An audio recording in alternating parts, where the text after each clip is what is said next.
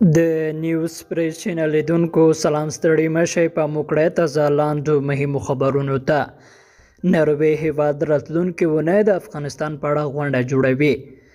نروې د روانې جنوري میاشتې له 23 تر 25 نیټې په پلازمینه اوسلو کې د افغانستان په اړه غونډه کوي.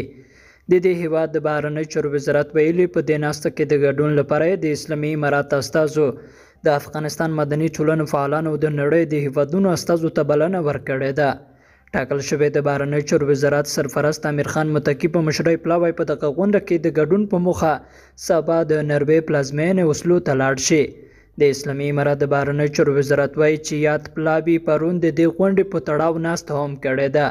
نروې هم ویلي چې هیواد یې د جنوري په 23 د افغانستان په اړه د غونډې کوربه دی. او ملګري ملتونه وایي د افغانستان نیمه وګړي بشري مرستو ته اړتیا لري. د ملګرو ملتونو سرمنشي په افغانستان کې د لوږې له کبله د مړینو د خطر د زیاتېدو په اړه خبرداری ورکړ. انټوني ګوتریش د دې سازمان د سرمنشي په توګه د خپل دویمه دورې د پایل په مناسبت له اسوسییټډ پریس اژانس ته په مرکه کې وویل په کار نه د افغانان د طالبانو د غلطو کړنو له کبله په ډلهییز ډول مجازات نشي.